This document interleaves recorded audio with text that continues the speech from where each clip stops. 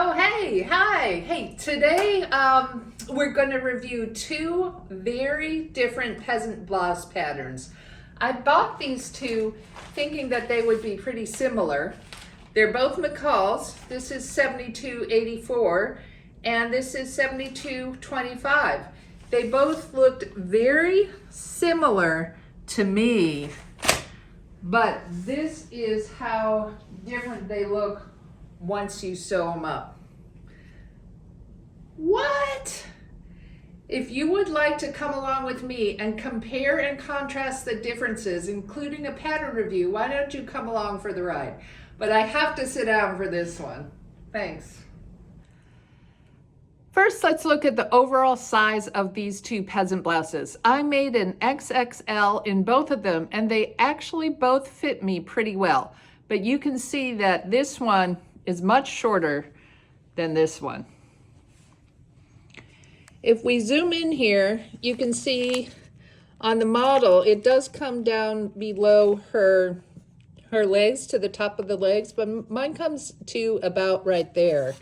You'll also notice the size of the yoke is different, the amount of material gathered is different, and the way they put in the sleeves on this one versus this one is also very different. Let's take a look at that size difference.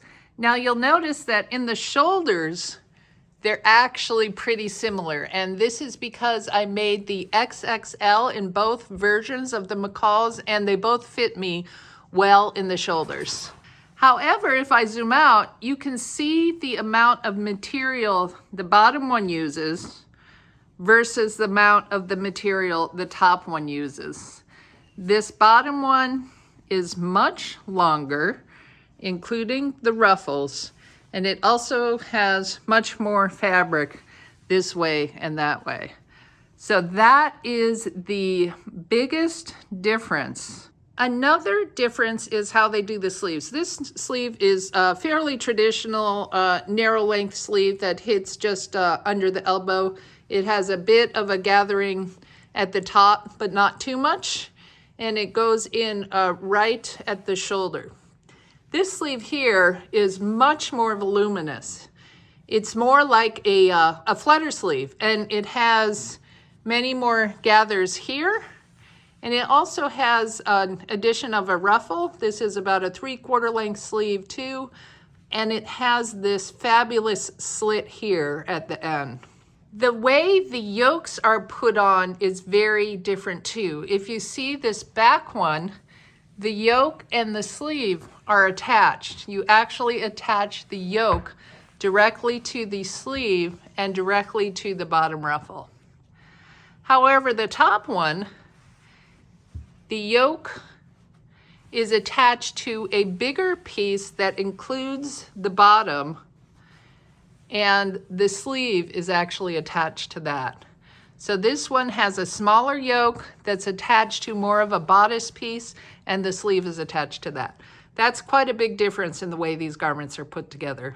Another difference is the amount of gathering. Now I've actually ironed this shirt already, but this material is a really light cotton, and it just loves to wrinkle. So really it is ironed, I swear. But you can see the amount of gathers under the yoke.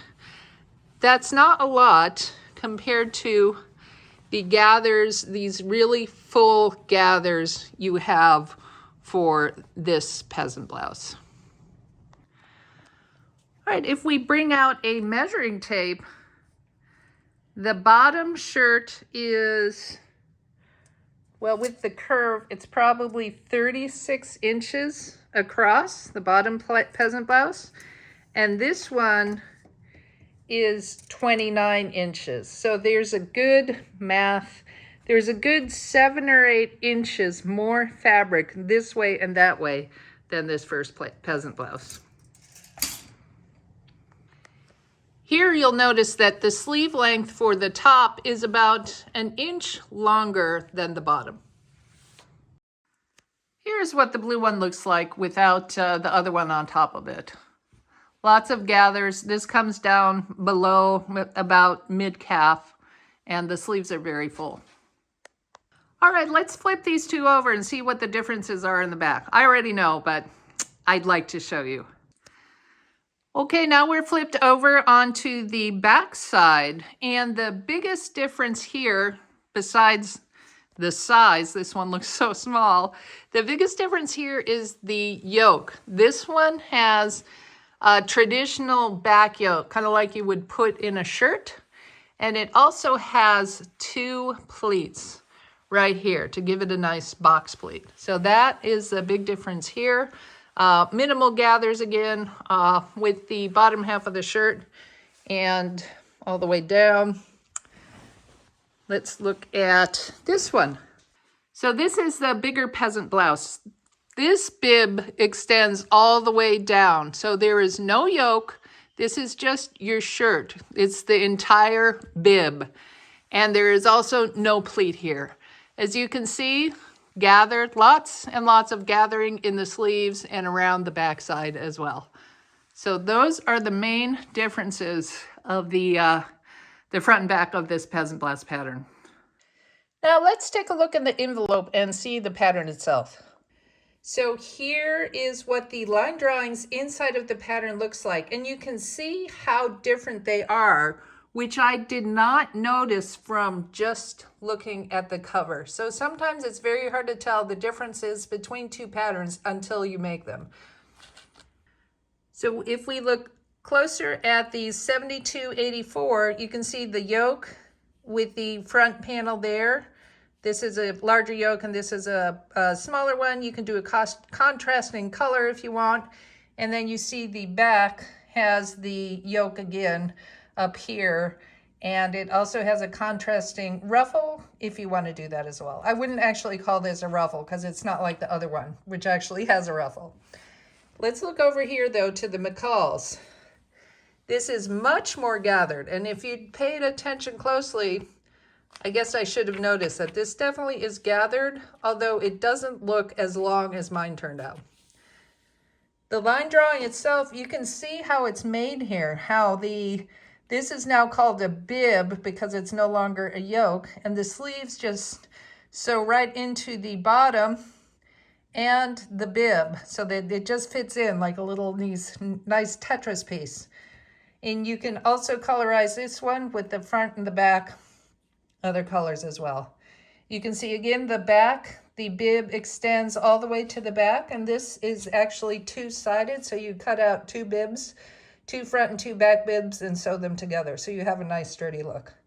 So those are the major differences within the pattern itself. And if you ask me which one my favorite is, actually, hang on. Actually, I think this one is my favorite. Although I'm not opposed to having such a ginormous peasant blouse, I just did not expect so much fabric with this one.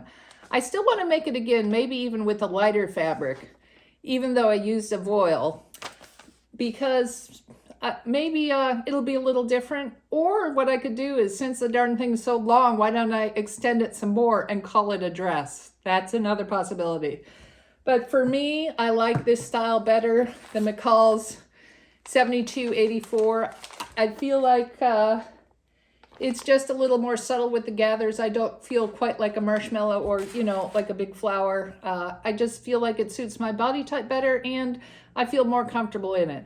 I've made several versions of this too. I actually, even though it doesn't come with a sleeveless version, I didn't have enough fabric one time, so I just sewed it up without the sleeves, and I wear that one a lot too. So I would say both of these are win-wins. They're just completely different, and I thought you guys would be interested to know the differences, especially if you plan on purchasing or sewing either one of these patterns. Thanks for watching. See you later.